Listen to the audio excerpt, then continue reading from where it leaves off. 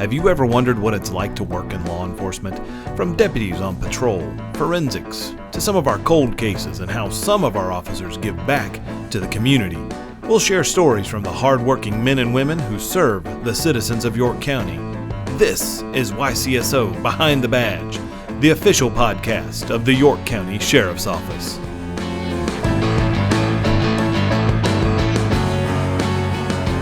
Welcome to Behind the Badge, the official podcast of the York County Sheriff's Office. Each week, we hope to bring you an inside look at the York County Sheriff's Office, revealing the multitude of untold stories of how our officers give back to the community. All stories from your neighbors, the hardworking men and women who serve the citizens of York County every day, people just like you. Hi, I'm Trent Ferris, Public Information Officer for the York County Sheriff's Office, and also your host again this week. And before we move on, do us a favor, go check us out on Facebook, Instagram, Twitter, LinkedIn, and YouTube. And you can listen to these podcasts on the Anchor podcasting service, but you can also hear us on Breaker, Google Podcast, Overcast, Spotify, and Apple Podcasts. I didn't know that. We're now on Apple Podcasts, and so that's one of the popular ones you can have. And lastly, if you could do us a favor today, sign up for Notify Me alerts straight to your phone and email at yorkcountysheriff.com, where you can get information when big situations arise in York County. On this edition of Behind the Badge, we're going to talk drugs. Drugs bad. Okay. Drugs are bad. Just say no. It's a South Park reference. Just say no. Just say no. Man, it's been there since Nancy Reagan. Yeah. So here you go. So more professionally known as Narcotics, the Narcotics Unit. And the main man down there in the multi-jurisdictional drug enforcement unit, the Narcotics Unit of the York County Sheriff's Office, is the one, the only, Lieutenant Mike Ligon.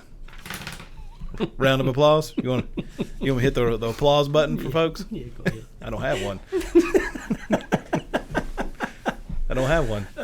It's okay. It's okay. Good. It's all good. So, first, as we do this every week, we talk about the people behind the badge. Tell us about Mike Ligon. Mike Ligon. I grew up here in York County, went to school at Northwestern, graduated there. From there, went in the Marine Corps. Got out, did some odd jobs, felt like I had a higher calling, got into law enforcement, started out at York City Police Department as a patrolman, and then later came here to the Sheriff's Office, and been here with the Sheriff's Office 22 years. Worked on patrol, about 3 years after patrol here, got into narcotics. Worked drug detection K-9 for about 7 years. Was on the SWAT team for like 18 years and 3 months. Was over the entry team for 13 and a half of that, team commander for a year. Been in narcotics for 19 of my 24 years, and been the lieutenant back there almost 13.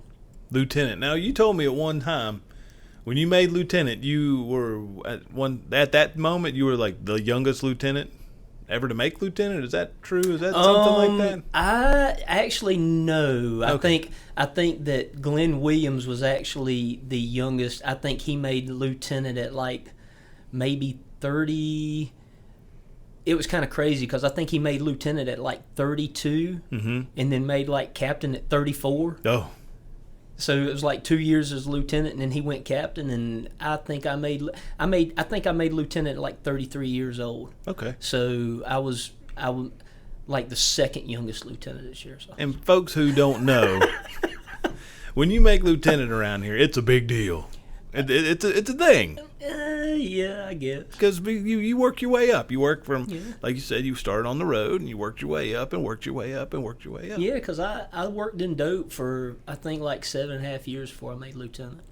Something like that. That's a long time. And 19 years total? 19 in dope, yeah. Wow. I don't think any of us will ever surpass the great Marvin Brown. Oh, that's right. With almost 40 years in narcotics, but I don't know if I could do that.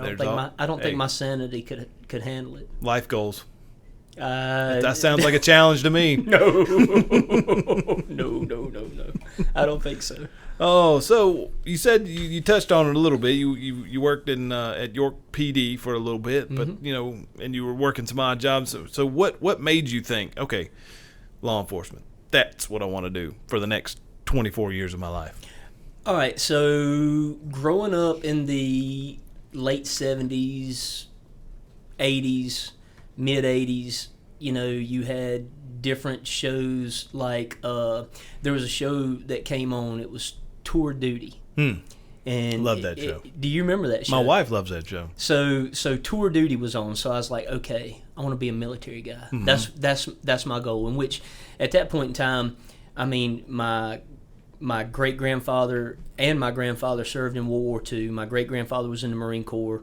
My grandfather was in the Army. And then my other grandfather, he fought in the Korean War.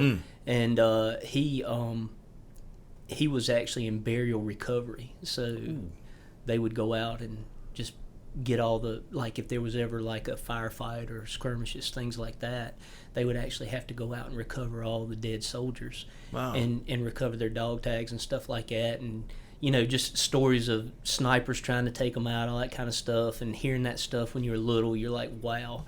And then my stepdad, he served in the Navy in the Vietnam War. So I felt like service was, what I needed to do. I mean, I had college scholarships to go play ball and stuff, and I didn't want to go to school anymore. I didn't like school, so I went to Marine Corps. Go figure. I was in the same boat. Go figure. So I go into service, and due to an unfortunate accident, I wound up getting out, and worked a couple odd jobs, and still just felt this need of wanting to serve. So another big show in the mid '80s was Miami Vice. So I went from Tour Duty to Miami Vice. So I'm like, you know what? I think I want to serve. I want to be a cop, and I want to be a narc. That's what I want to do. Is that why you're wearing the pastel T-shirt and the blazer coat right now? Yeah. Check out my deck shoes. You look just like Don Johnson right now. No. You drive a Ferrari? That's no, amazing. I know, right? We have those at the county. People don't know about them. Don't tell nobody. But nah, man. So like, I mean, that was just another gig, man, and wanting to serve and stuff, and I mean, here I am, 24 years later, and I mean, still working dope. Some people say I painted myself in the corner. I was like, nah, I didn't paint myself in the corner. I bricked myself in that corner. I've got a little slot that they send me stuff through, but no. I mean, I just never, it's always kind of been like I'm not going to say adrenaline junkie, but maybe, I mean, that's kind of a crazy word for it. But well, it's a job that changes every day. There's never a day that's almost the same. Yeah, it's always evolving. I mean, it's what's good today is not the same tomorrow. Right. I mean, with drugs and everything else, and just with tactics, and it's kind of like a challenge every day, because of course drug dealers are like man, the evolution of man, so to speak. So you figure you pick up on what they're doing, and you start really nailing them, just hammering them to the wall, catching them day in and day out, and then it's like, okay, because of the creatures of habit, is that well, again, let me explain. Okay. Evolution of man. Right, go Evolution of a narc, or a person who sells drugs. So they realize, okay, they're catching us. We've got to do things different. So they change their tactics. And so once they change their tactics, we have to evolve as narcs and narcotics agents, all the time. We have to start being a little bit more innovative than what they are, to stay on top of things and to continue to put people in jail. I mean, this and technology, oh my God. I mean, I remember when I started this job, we had these things called like a 1-watt wire. I mean, have you ever watched the old Starsky and Hutch, with was it Ben Stiller? Is that yes, it? the movie. Yeah, the movie. Ben Stiller's in the movie. Yeah, in the movie. So like the one part where he's got the big tape recorder and the wire coming out and a big old microphone. Yes. I mean, it wasn't to that extreme, but it was pretty. I mean, you got these big box things. Could you speak into my collar, please? Could you speak into my collar? So it evolved from these big boxes like that were wires with a microphone taped to the chest, and I mean, them things would get hot and would set you on fire. If you were doing like undercover work and you had to wear one of those things, so like we had to get innovative of where we put them, because they'd start telling you to pull your shirt up and stuff like that. Let me see your shirt. I mean, pull your shirt up. And so literally, I had this thing taped to the inside of my arm, and it was burning the inside of my arm. When I put it down, it was burning me in my armpit. But like I was doing this undercover, and the first thing this woman says to me, she says, "Pull your shirt up." So I pull my shirt up, because they're thinking, okay, if he's a cop, there's going to be a microphone. They're going to see all these right wires. there in the chest. Right there in the chest. And so we got innovative. And then, of course, technology's changed, and I mean, I can't really get into a whole lot, but we've come a long way from that. A long, long way. With just the technology that's out there now, and the way it was kind of crazy. So you would when you did these things, it was all put on a cassette, like a regular old cassette. To the kids out there, those are little tapes. Yeah. Cassette tapes. Ask your parents. Yeah. I mean, we didn't, so we were like recording this on a cassette player. Like when you were younger, if you'd want to sit around and do stupid stuff, you'd hit the record button. Well, we would record on these things. And, back then there wasn't video. If there was video, it was some VHS video from like a van or somewhere else. It was one of those big shoulder-mounted looking things. Yeah, you look like you were working for, a news station or something, sitting in the back of a van that's completely blacked out. But so it changed, and as technology's changed, we've changed. The people who sell drugs, they've changed. I mean, and I'll be honest with you, man, it's if you don't keep up with it, like literally, like every day, every month, every year, you will like lose it. You will. It's like starting a marathon, and you let that one person get in front of you. And if you can't catch them, you're never going to catch them. Right. It's crazy. And I guess that's what part of it is every evolution of it. Now, every day, back then, I guess marijuana was the big thing. It was just marijuana fields. Everybody was doing marijuana, maybe some crack and some cocaine and whatever. Now it's marijuana, crack, and cocaine were really big when I started. Those were the three biggies. And now it's crazy. So we talk about fashion, right? How everything comes full circle. So back in the 70s and early 80s, it was cocaine. There wasn't really crack hit in the early 80s or so, and that became a big thing. Right? But it was like your pills, Dilaudid, things like that. So like heroin, morphine, things like that. And marijuana and cocaine. So then you go from that to crack, and that like just spread like wildfire. And crack was huge through the 80s, the 90s. You still had marijuana, you still had cocaine, and your heroin and your opiates kind of just faded away. You didn't hear about them a whole lot. It was just one of those we picked up some heroin today. Along with this marijuana. Yeah, but it was very, very, it was very rare, very rare. And of course, meth in the 70s.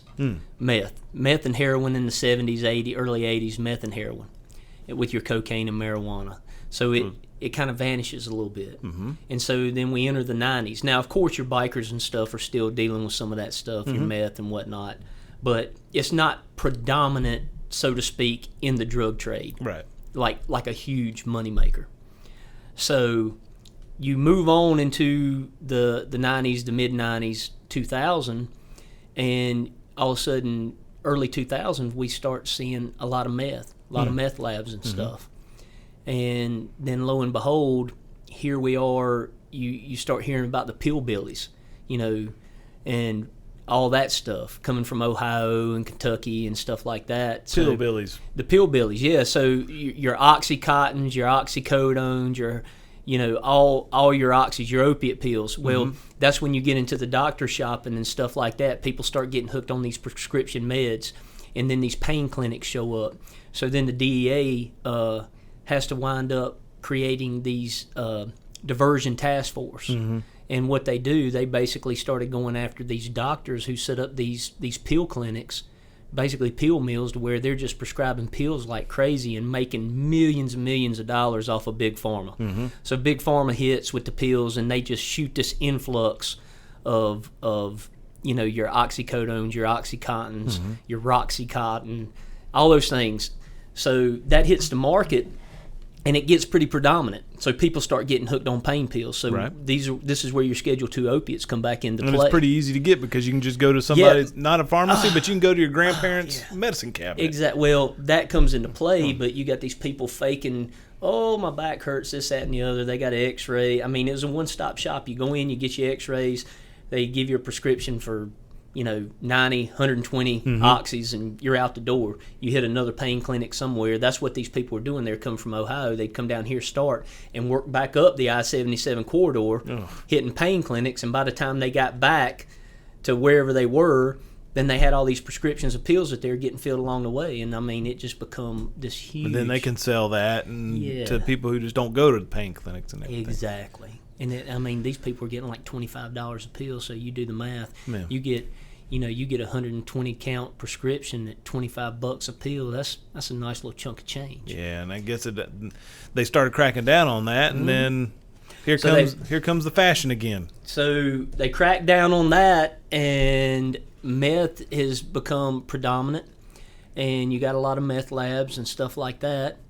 And then so heroin shows back up because of the DEA diversion and stuff. It makes it really tough. The diversion teams start cracking down on these pill mill doctors and everything else, and shutting these pain clinics down. So now you got all these people who got hooked on these Schedule II opiates that can't get them anymore, and it's made harder.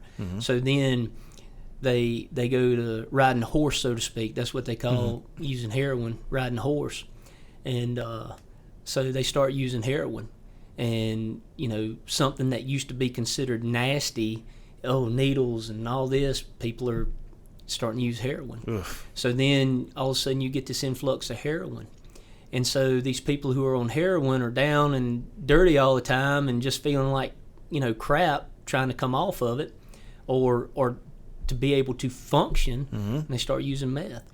So the cartels, they understand this, they see it. So they start just blasting the drug trade with heroin and meth. They got these super labs over in Mexico. I mean, the prices are practically, nothing. Right. I mean, you're getting this stuff, and it's just crazy. So now heroin and meth have just spread like wildfire. And they're mixing it with other stuff like fentanyl and all that jazz. And then all of a sudden here over the past about 5 years, all of a sudden you got the fentanyl that's come into play. The fentanyls, and they're people who are hooked on heroin are now using fentanyl. They're getting fentanyl shipped in the mail, and they're mixing it with pill binder and pressing all these fentanyl pills out, and that's one of the biggest reasons why we're having the overdoses that we're having is for the simple fact that there's no set way on how they make these pills and how they mix it. It's not like some scientific method that they're going through to make sure every pill has the exact same amount. So you buy 10 pills, there might be 2 of them that are nothing but pure fentanyl. So then they take 5 of them, nothing happens. They take 5 more, and those other 5 that they take have 2 or 3 that are nothing but pure fentanyl, and then boom, we're getting these overdoses. And we have gotten just... It's ridiculous. It's absolutely ridiculous what we're trying to battle right now with the pills, with the fentanyl pills. Do you see you talk about the fashion of it? But is this going to go down and there will be something new out there, or what? Prediction, I guess. Speculation. My prediction and speculation is this. I think that the fentanyl and those things are here to stay until we crack down really hard on it and we're able to make a dent in it. And I don't know if we'll ever be able to do that just because of supply and demand and how in high demand it is at this point in time with the meth, the heroin, the fentanyl, the overdoses. I think until we can come up with some more stringent laws in regards to our laws on the fentanyl and, the people who are selling these drugs to these people, I think until we can get that solidified in our laws, it's a tough battle. Well, because we get daily reports every day of what people, what EMS, fire, us, everybody does, and it's overdose at X address, overdose at X address, overdose, and the ages range from teens to 50-year-olds. And the problem, and see, the other problem with that, Trent, is that there are some people who have overdosed that we don't ever know that they did, for the mere fact of, there might have been a response out, and because they refused medical treatment, or they were given Narcan or whatever and refused to get, refused any more medical treatment, we don't hear about those cases. So there's tons more out there that we're not hearing about. Right.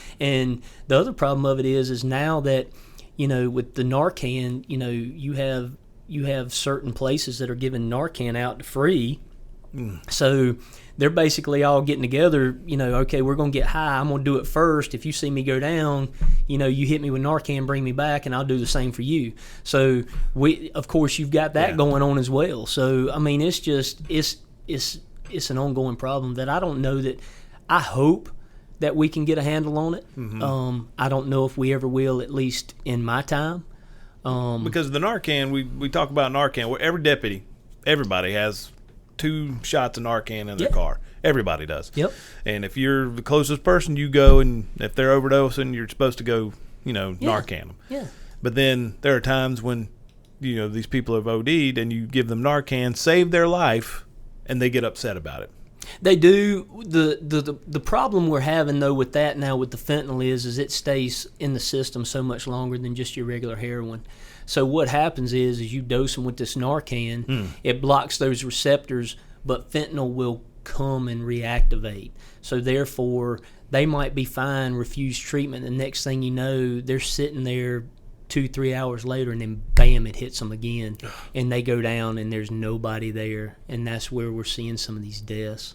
And because of the fentanyl and the way because of its chemical makeup and structure. And I'm not a scientist, I'm not a chemist, so I'm not going to sit here and claim to be one, but I do know what it does to people. Right. And it's brutal, man. It is absolutely brutal. And so all this all ties into crime. You talk about it. Somebody gave me a stat one time. They said 90% of all crime can be related back to drugs. Is that true, false? It's pretty daggum close. I'll tell you that, because most of your property crimes and most of your violent crimes that happen are all in some way, shape, or form tied back to drugs. Because they go steal something, sell it, get that money, go buy drugs. Yes. In a nutshell.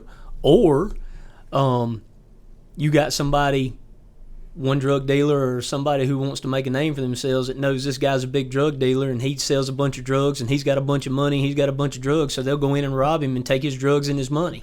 And unfortunately, when that happens, most of your drug dealers are what? Armed. Yes. So you got one armed person going after another armed person, and generally you have a recipe for complete disaster. That's why you have shootouts. That's why you have, the violent crime that you have surrounding drugs and the drug trade.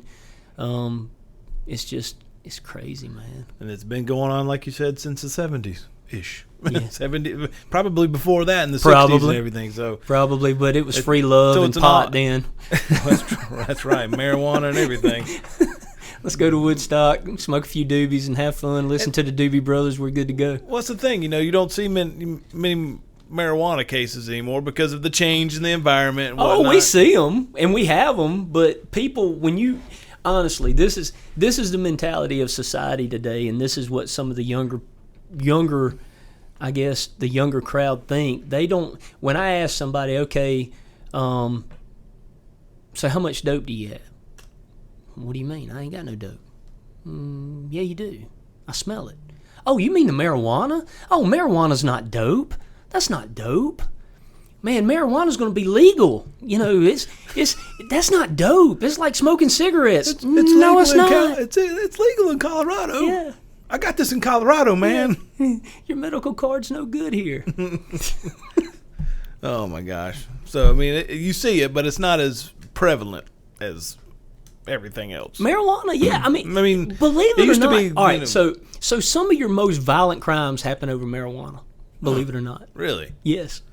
Believe it or not. Over just a bag of weed. No, it's going to be or more like a bale. It's going to be more than a bag. Okay. So, but a lot of these people, the bad side, what you don't see and what you don't hear from Colorado and some of these places is how these dispensaries are continuously getting robbed at gunpoint. That's true.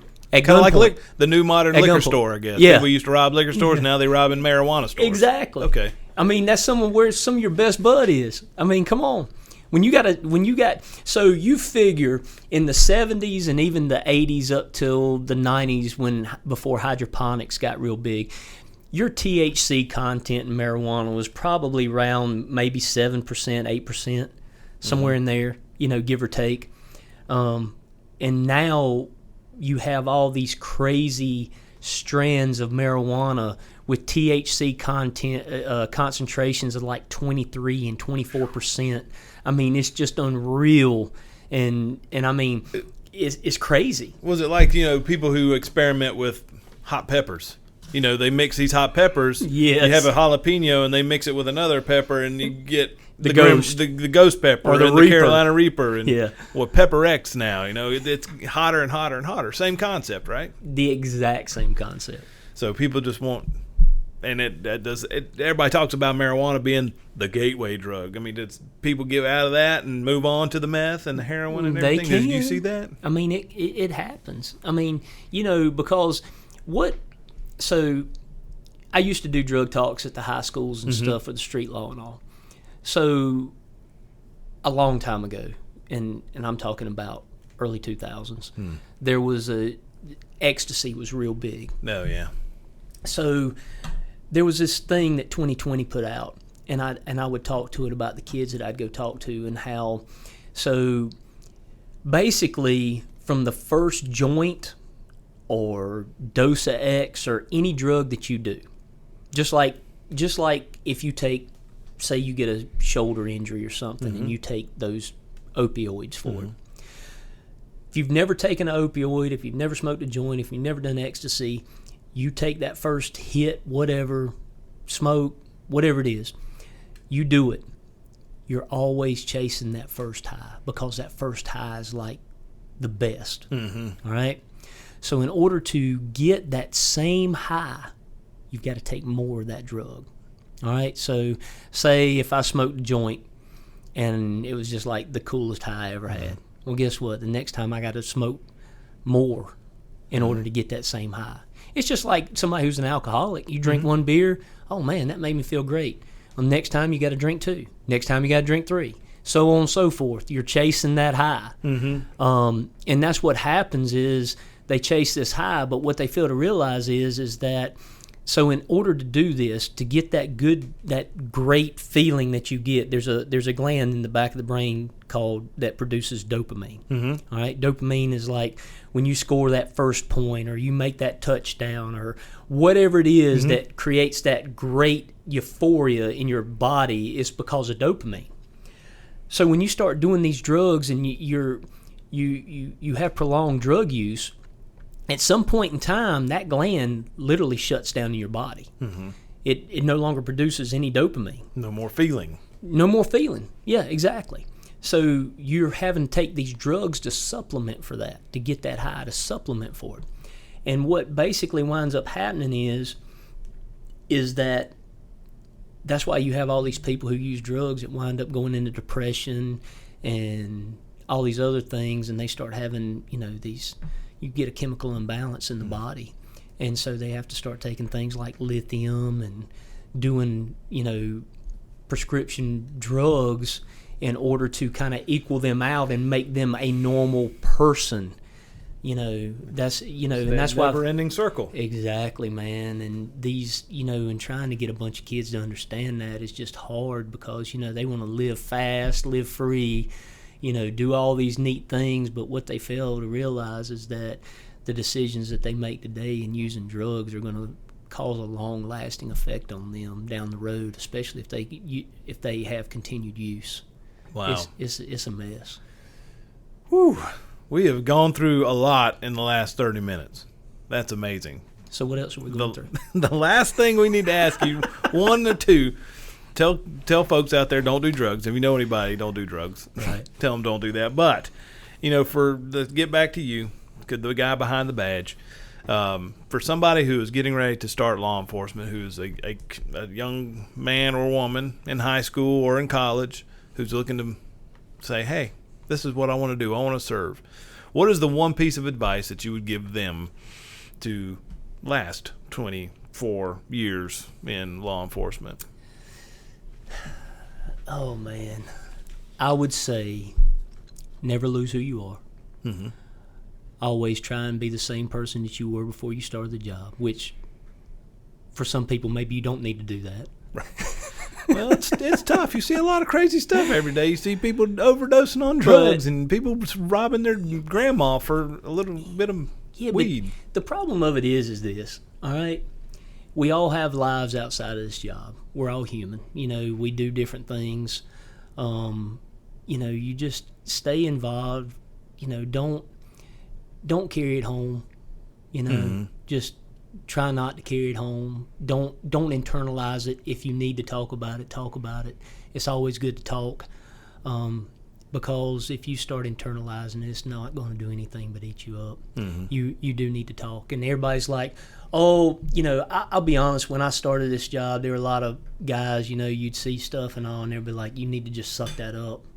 You know, that's part of this job. You suck it up. And there's just some things you can't unsee. Well, there's a lot of things that you can't unsee, but I will tell you this,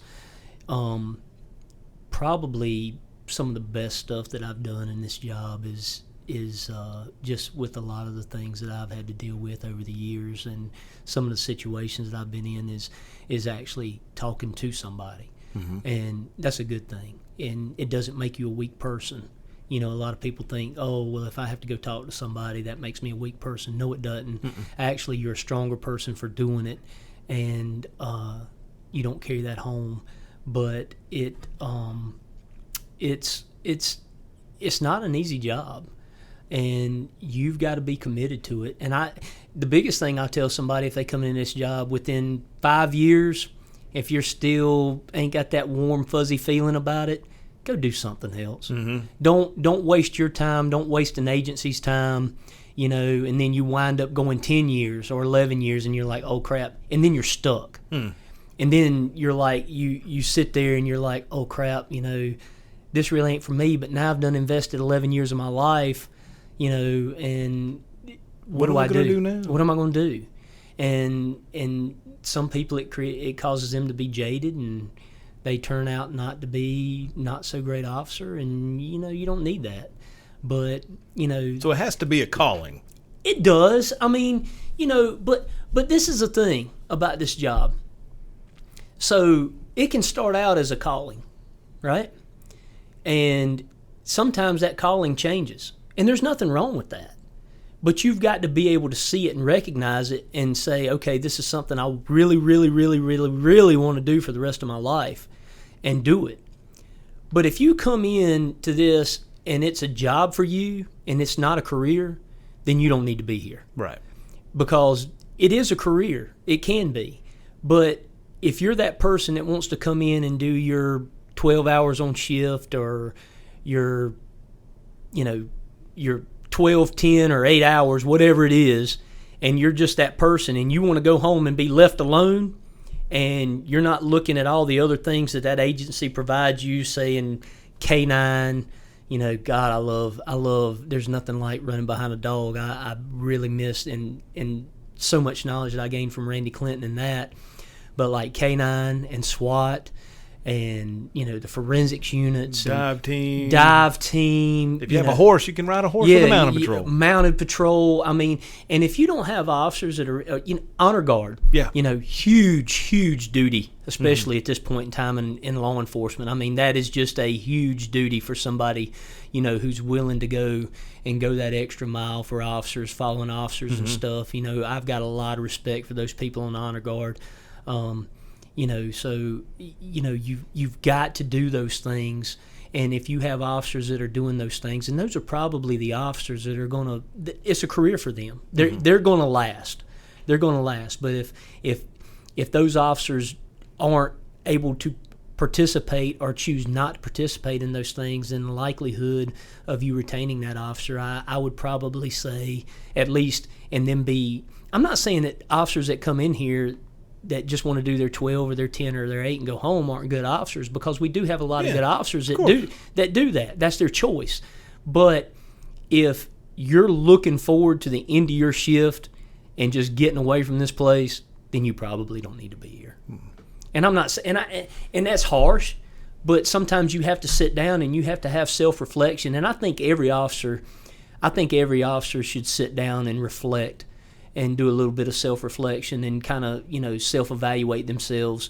And if you're not doing that, then you need to start. You need that time of reflection, and it could be every 3 months, it could be every 6 months, it could be every year. Mm-hmm.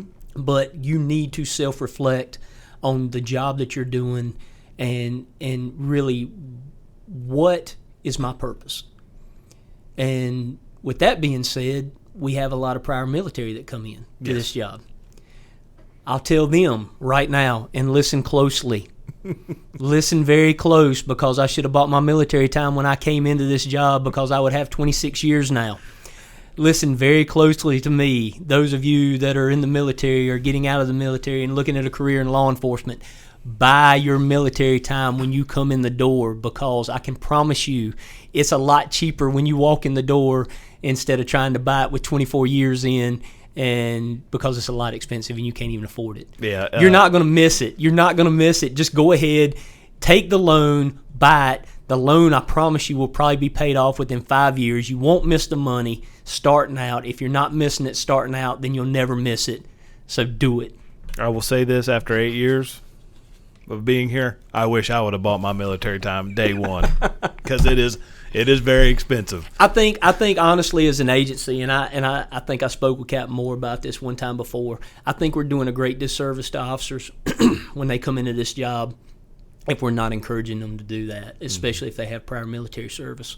I think it's not only should, especially if you're not a career military person that has retired out of the military, because I mean, even if you are, you can still buy 5 or 6 years, and it's not going to hurt you that bad. Mm-hmm.